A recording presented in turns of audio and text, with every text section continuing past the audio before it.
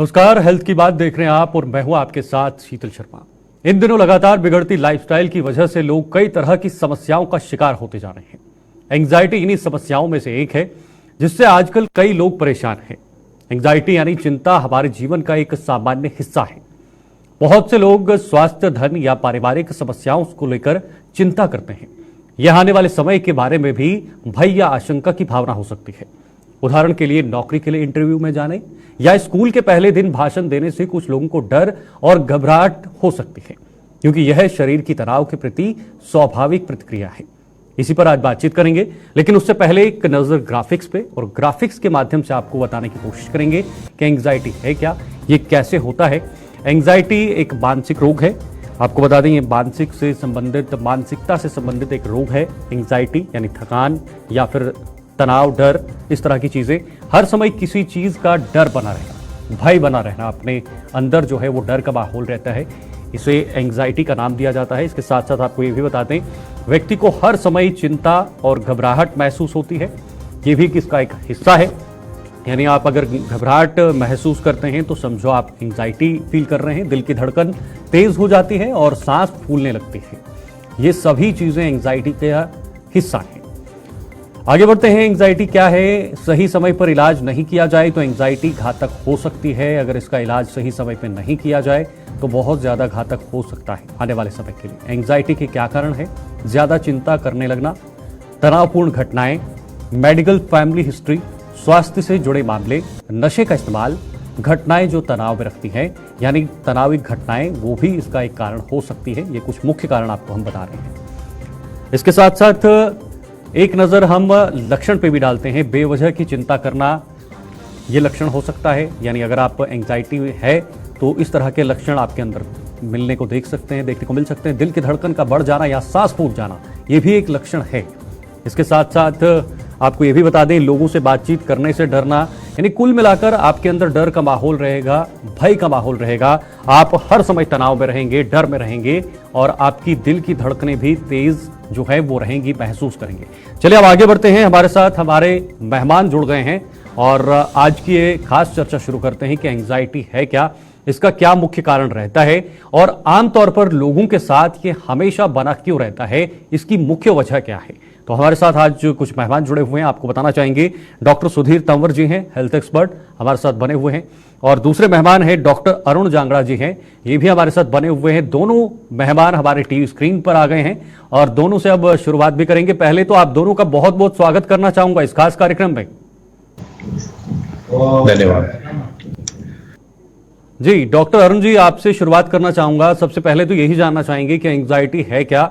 हालांकि आमतौर पर लोगों में देखी जाती है, छोटी छोटी बातों पर चिंता करना, डर या भय का माहौल या दिल का घबराना, ये चीजें तो निकलकर सामने आती हैं आमतौर पर आम लोगों के साथ। जरा संक्षेप में अगर मैं मेडिकल भाषा में समझना चाहूंगा एंग्जाइटी को, तो किस तरह से हम आम लोगों को समझाएंगे?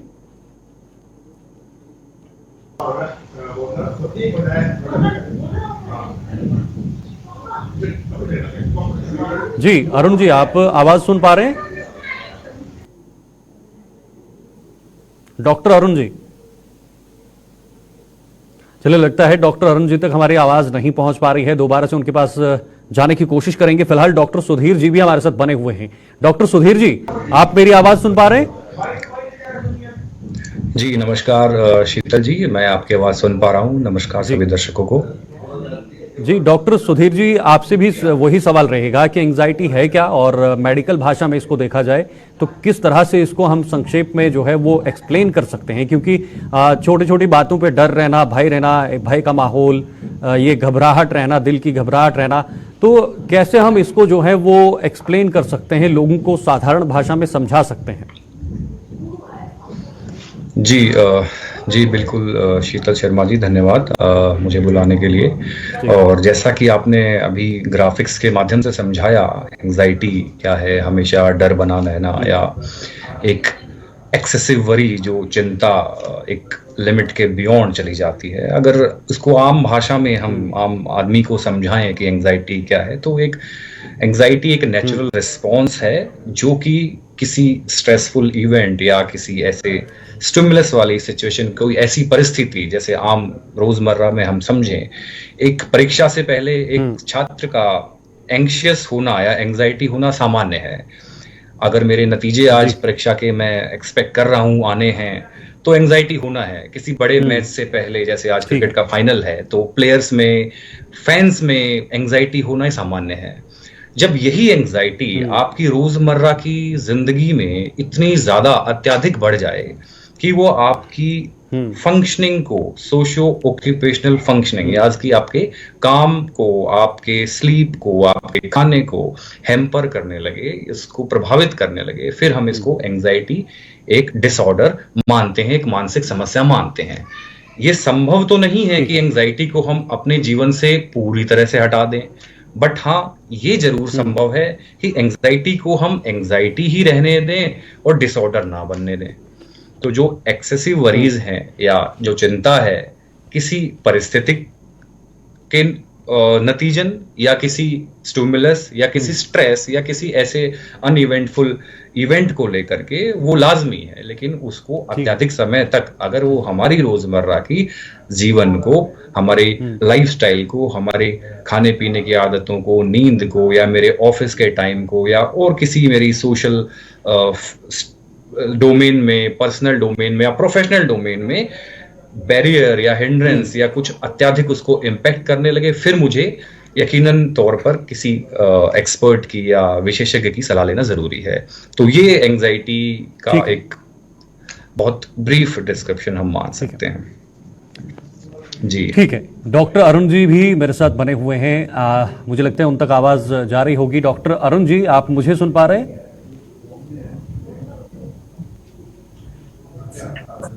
लेकिन अभी लीड में अवेलेबल से उन तक आवाज नहीं पहुंच पा रही। जी जी, अरुण जी सुन पा रहे हैं आप? जी, यस। जी डॉक्टर अरुण जी, आपसे जानना चाहूंगा एंजाइटी के क्या कारण हो सकते हैं? क्या छोटे छोटे डर, छोटे छोटे भय या जो आमतौर पर हमारे जीवन में होते रहते हैं, क्या मात्र वही कारण है? कुछ और भी मुख्य कारण इसके हो सकते हैं? कोई और भी बड़े कारण इसके हो सकते हैं? जी सर, सबसे पहले मैं आपको धन्यवाद करना चाहूंगा कि आपने मुझे इस चैनल से जोड़ा और आपसे बातचीत करने का मुझे एक अवसर मिला। जी, एंजाइटी जैसे कि हम आम शब्दों में यूज करते हैं और रोजमर्रा के जीवन में कहते हैं कि चिंता हो गई है, लेकिन वो वाली चिंता और एक न्यूरोटिक चिंता में काफी डिफरेंस है। आमतौर पे आम भाषा में जो चिंता यूज की जाती है वो सामान्य रूप से सुबह हुई शाम तक ठीक हो जाती है, शाम को ही सुबह तक ठीक हो जाती है। लेकिन अगर एंजाइटी डिसऑर्डर की बात करें तो वो ऐसा नहीं है। वो एक ऐसी चिंता है जो लगातार चलने वाली है और उससे न केवल उसी से संबंधित डॉक्टर साहब एक सवाल था मेरा, जैसे हमने भी बताया कि एक छोटे छोटे जो डर रहते हैं, चाहे वो एग्जाम को लेकर डर है, या डॉक्टर साहब ने बताया कि आज वर्ल्ड कप चल रहा है, फाइनल मैच चल रहा है, या खिलाड़ियों के अंदर भी एंग्जाइटी हो सकती है, एक डर जैसा हो सकता है। ये छोटे मोटे डर ही एंग्जाइटी है या इसको हम किसी और एंगल से भी डिफरेंशिएट कर सकते हैं?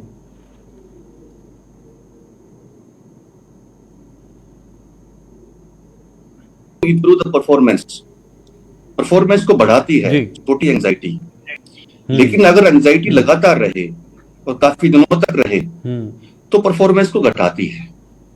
अगर व्यक्ति को एग्जाम की थोड़ी बहुत चिंता नहीं होगी, परफॉर्मेंस उसकी बढ़िया नहीं जाएगी क्योंकि वो कोशिश नहीं करेगा। अगर एंजाइटी बहुत ज्यादा है तो फिर व्यक्ति परफॉर्मेंस पूर हो जाती है, कंसंट्रेट नहीं कर पाता है। तो इसलिए कहीं ना कहीं कम लेवल की एंजाइटी फायदेमंद है, लेकिन लगातार और ज्यादा लेवल की क्रोनिक एंजाइटी वो हमारे लिए ठीक नहीं है।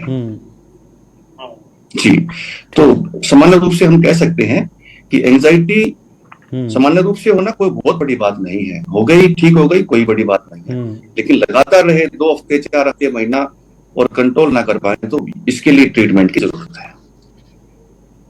जी ठीक है, वापस लौटता हूं डॉक्टर सुधीर जी आपके पास। डॉक्टर सुधीर जी, मेरा सवाल रहेगा, जिस तरह से हार्ट की प्रॉब्लम रहती है या दिल से जुड़ी प्रॉब्लम्स जो है अनेकों लोगों में देखी जाती है, या बाकी ब्लड प्रेशर से जुड़ी प्रॉब्लम है, डायबिटीज वाले काफी सारे लोग हैं, इसका कोई कनेक्शन है क्या? खास तौर पर हार्ट से जुड़ी प्रॉब्लम को? क्योंकि जब घबराहट होती है तो इसका सीधा सीधा असर जो है हमारे दिल पर पड़ता है, हमारे हार्ट पर पड़ता है। तो एंजाइटी का सीधा सीधा कोई कनेक्शन है इन चीजों से? जी बिल्कुल, बहुत ज़रूरी और अहम सवाल है ये। एंग्जाइटी, जैसा कि डॉक्टर अरुण ने बताया कि एंग्जाइटी जो यूज स्ट्रेस से रिलेटेड है, जो हमारे लिए कहीं ना कहीं फायदेमंद है, वहां तक तो ठीक है, ताकि वो हमें फोकस करने पे, मोटिवेटेड रहने पे मदद करती है। लेकिन when it comes to a disorder, जब वो एक मानसिक रोग बन गया जिसमें हम नॉर्मल कोपिंग से नहीं पूरा कर पाए, उसको मैनेज कर सकते हैं, उस सिचुएशन में यकीनन अगर पेशेंट या व्यक्ति पहले ही दिल से संबंधित, हार्ट से संबंधित कोई रोग से जूझ रहा है, चाहे वो हाइपरटेंशन है, चाहे वो और कोई दवा ले रहा है, तो उसके लिए वो एंग्जाइटी ठीक नहीं है। उसके लिए उसके हार्मफुल इफेक्ट्स हैं, क्योंकि एंग्जाइटी में बहुत पाल्पिटेशंस होती हैं, डीप और जो फास्ट एंड शैलो ब्रीदिंग होती है, हमें सांस लेने में ऐसा महसूस होता है हमें कि सांस रुक रहा है, जिसको हम घबराहट या जनरल आम भाषा में हमें लगता है कि चोकिंग हो गया, दम घुट रहा है। जिसको एंजाइटी होती है, एक्सेसिव एंजाइटी, उसको ऐसा महसूस होता है कि मुझे सांस नहीं आ रहा, वो रेस्टलेस होता है, उसके दिल की धड़कनें बढ़ जाती है। तो ऑलरेडी जो दिल की बीमारी से जूझ रहे हैं उनके लिए इसमें जो है जाहिर तौर पर एक्सेसिव वरीज या एंग्जाइटी या जनरलाइज एंग्जाइटी डिसऑर्डर जिसको आप कहें, या कोई भी ऐसा मेडिकली डायग्नोज्ड कंडीशंस हैं, they are not very helpful और ऑब्वियसली दे डू हार्म। उसका सीधे तौर पर कनेक्शन समझा जा सकता है और वो नुकसान कर सकती हैं। बचना उनसे ज़रूरी है। ऐसे व्यक्तियों को उस विशेष तौर पर ऐसा ध्यान रखना है कि उनकी एंग्जाइटी उस हद तक ना बढ़े। They must have prescription with them, क्या करना है ऐसी परिस्थितियों में, तो यकीनन उसके लिए वो सीधा कनेक्शन उससे है। जी ठीक है, ठीक है। डॉक्टर अरुण जी, आपका रुख करना चाहूँगा फिर से। डॉक्टर अरुण जी, मैं ये जानना चाहूँगा कि अगर जो एंग्जाइटी होती है उसका सीधा सीधा असर हमारे लाइफस्टाइल पर कितना है, और अगर लाइफस्टाइल खराब होता है तो उससे एंग्जाइटी होने के कितने चांसेस हैं, कितनी संभावनाएं हैं? जी शीतल जी, लाइफस्टाइल का एंजाइटी का बिल्कुल सीधा संबंध है। आज की जो जिंदगी है, भागदौड़ भरी जिंदगी है, व्यक्ति सुबह से शाम तक लगा रहता है, भागदौड़ में रहता है, कोई मैनेजमेंट नहीं है, कोई टाइम टेबल नहीं है, कोई टाइम पे खाता नहीं है, टाइम पे सोता नहीं है, रात को लेट तक जागता है, सुबह लेट तक उठता है। ये सब चीजें जो है एक एंजाइटी के लिए एक अच्छा ग्राउंड हो सकती हैं, जिससे एंजाइटी होने की काफी संभावना रहती है। आजकल जो मोबाइल फोन का यूज है वो बहुत ज्यादा हो रहा है। लोग ऐसे बहुत सारे लोग हैं जो रात को लेट तक फोन देखते देखते सोते हैं और फिर सुबह दोपहर तक 12-11 बजे तक, 1 बजे तक भी उठते हैं, और फिर उसके बाद वो कब ब्रेकफास्ट करेंगे, कब लंच करेंगे, कब डिनर करेंगे, वो सारा सिस्टम उनका होच पोच है। तो ये सब चीजें जब डिस्टर्ब होती हैं और जब नींद डिस्टर्ब होती है तो नो डाउट की ब्रेन में भी जो है एडजस्टमेंट ठीक नहीं रहती है, तो उस अवस्था में एंजाइटी होने की संभावना रहती है। व्यक्ति चाहे और दिनचर्या को ठीक करे, एक्सरसाइज करे और टाइमली अपने सारे काम करे, स्ट्रेस मैनेजमेंट रखे, नो डाउट वो एंजाइटी से बच सकता है। ठीक है। और अगर मैं डॉक्टर साहब खान पान की बात करूं, खाने पीने की बात करूं, जो आजकल का खान पान है आम लोगों का, युवाओं का, खासतौर पर जंक फूड का इस्तेमाल करना, बाहरी खाना खाना, इसका कितना असर हो सकता है? देखिए, खान पान का असर है, लेकिन जितना असर इन्वायरमेंट का है, जितना इन्वायरमेंट के स्ट्रेस का है, ट्रॉमा का है, उससे कहीं कम खाने पीने का है। लेकिन खाने पीने में ये देखने की जरूरत है कि क्या हमारी डाइट बैलेंस्ड है कि नहीं है, क्या न्यूट्रिशन प्रॉपर हम ले रहे हैं कि नहीं ले रहे हैं, ताकि vitamin B12, vitamin D proper तरीके से जाए, जो ब्रेन के लिए बहुत जरूरी और बहुत इंपॉर्टेंट है। तो ऐसा खाना जो जंक फूड है या ऑयली है या जो सेहत के लिए ठीक नहीं है, वो कहीं ना कहीं हमारी एंजाइटी को बढ़ाने में कारगर हो सकता है। तो इसलिए खाने पीने को ध्यान रखने की बहुत जरूरत है। जी ठीक है, ठीक है। डॉक्टर सुधीर जी, अगर मैं सावधानियों की बात करूं, घर पर रह के किस तरह की सावधानियां हमें बरतनी चाहिए इन चीज़ों से? हालांकि सीधे तौर पर ये मानसिक रूप से जुड़ी जो है ये बीमारी है, रोग है, कि मानसिक तनाव लेना जो है वो नहीं है या इन चीज़ों से बचना है, तो अगर हम सावधानियों की बात करें, साधारण तरीके से आम लोगों को अगर समझना होगा कि कैसे हम एंग्जाइटी से दूर रह सकते हैं, इससे सावधानी बरत सकते हैं, इससे सतर्क रह सकते हैं, तो क्या क्या चीजें करना बहुत ज्यादा जरूरी है घरेलू स्तर पर? जी बिल्कुल, बिल्कुल दुरुस्त। इससे एंजाइटी से बिल्कुल बचा जा सकता है। जैसा कि डॉक्टर अरुण ने बताया, लाइफस्टाइल एक ऐसा फैक्टर है जो कि एक इम्पॉर्टेंट रोल प्ले करता है टू डेवलप और to progress this anxiety into anxiety disorder. तो अगर मैं बात करूं कि एक आम इंसान को एंजाइटी से बचने के लिए या क्या ऐसी चीजें हैं जो करे जिससे उसको एंजाइटी कम रहे या एंजाइटी एक बीमारी का रूप ना ले ले, तो बहुत साधारण सी चीजें हैं। हर वो काम जो आपके शरीर में हैप्पी हार्मोन्स यानी उन पदार्थों को, उन केमिकल्स को बनाता है जिससे हमें अपनी इमोशनल स्ट्रेंथ या इमोशनल वनरेबिलिटी को मानसिक रूप से मजबूती मिले, हर वो काम करना चाहिए। अब गौर करते हैं कि वो काम है कौन से, क्या ऐसे काम है। तो ऐसी हर वो चीज जो हमें खुशी देती है, जिसमें पॉजिटिव लाइफस्टाइल है, यानी कि हर वो काम जैसे कि एक्सरसाइज, आपकी समय पे नींद, 6 से 7 या 8 घंटे की भरपूर नींद, जैसा कि डॉक्टर साहब ने बताया कि समय पे सोएं, early to go and early to wake. Regular fitness के लिए WHO की रिकमेंडेशन 30 मिनट की 5 दिन लगातार एक्सरसाइजेस, 150 मिनट एक हफ्ते में हर आदमी को एक्सरसाइज करनी है। उसके बाद आपकी कोई भी हैबिट, चाहे वो एडिक्शन से रिलेटेड हो, अल्कोहल है, टबैको है, निकोटिन है, इन सब से दूर रहना है। सोशल सर्कल, आपकी सोशल कोहेसिवनेस, एक ना एक या दो अपने परिवार में, अपने आसपास, जब भी आपको लगे कि मुझे ये बात है जो मुझे परेशान करती है, just be open to share that thing whenever you find time, और if it is possible to do it early, जितना जल्द हो सके उतना बेहतर है, ताकि वो आपके दिमाग में इस तरह से घर ना करे।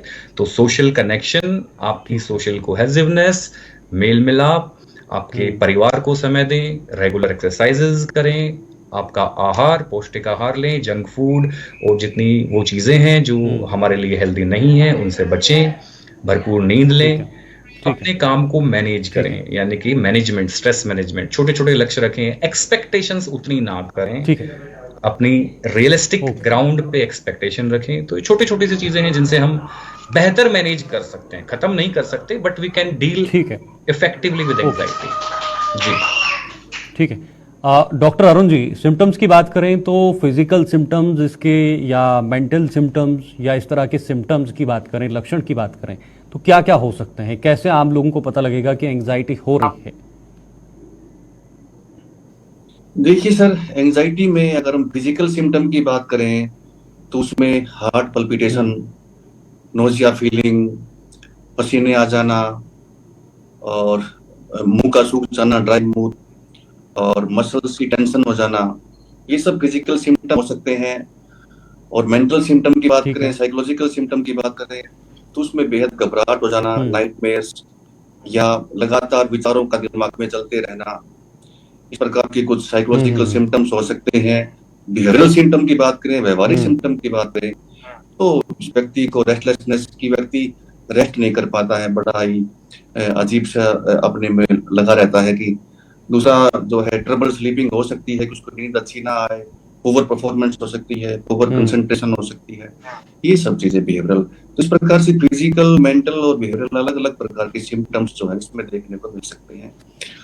तो इससे हम समझ पाते हैं कि ठीक है डॉक्टर साहब, समय थोड़ा कम है, समय थोड़ा कम है, तो मैं आपसे थोड़ा जल्दी में जानना चाहूंगा 30 सेकंड में, इसके कॉम्प्लिकेशंस जो हैं, हम सामान्य रूप से हम सोचते हैं कि एंजाइटी है तो खत्म हो जाएगी, अगर हम समय पर इलाज नहीं करते तो आने वाले समय में कितने घातक कॉम्प्लिकेशन हो सकते हैं, कितना असर हो सकता है इसका? सभी न्यूरोसिस जो डिसऑर्डर हैं, इसमें डिप्रेशन है, जिसमें ओसीडी है, ये सब चीजें जो है इसका आधार या इसके बेस में एंजाइटी होती है। तो अगर व्यक्ति लगातार एंजाइटी से पीड़ित है और इसको इग्नोर करता रहा है और लगता है कि वो इसको मैनेज नहीं कर पा रहा है, खुद से पूरी कोशिश करने के बावजूद भी वो ठीक नहीं हो पा रहा है, तो डेफिनेटली उसे ट्रीटमेंट की जरूरत है। नहीं तो आगे चल के फ्यूचर में डिप्रेशन, ओसीडी होना भी कोई बड़ी बात नहीं है। ठीक है। बहुत बहुत शुक्रिया आप दोनों का हमारे साथ जुड़ने के लिए, खासतौर पर अपना समय देने के लिए और एंग्जाइटी को लेकर बातचीत करने के लिए, क्योंकि आज का टॉपिक हेल्थ की बात में एंग्जाइटी हमने चुना था। और एंग्जाइटी जो आमतौर पर हमें देखने को मिलती है, हर एक इंसान, हर एक व्यक्ति में कहीं ना कहीं मिलती है, लेकिन अगर कम समय तक एंग्जाइटी रहती है तो आप मान लीजिए ये सामान्य रूप से है। लेकिन अगर यही एंग्जाइटी ज्यादा देर रहती है तो आने वाले समय के लिए काफी ज्यादा घातक भी हो सकती है। और अगर आपके अंदर इस तरह की चीजें देखने को मिलती हैं, इस तरह के लक्षण देखने को मिलते हैं, तो आप जरूर सबसे पहले अपने डॉक्टर से जो है वो कंसल्ट कराइए। फिलहाल हेल्थ की बात में आज इतना ही, कल फिर हाजिर होंगे, तब तक के लिए दीजिए इजाजत, नमस्कार।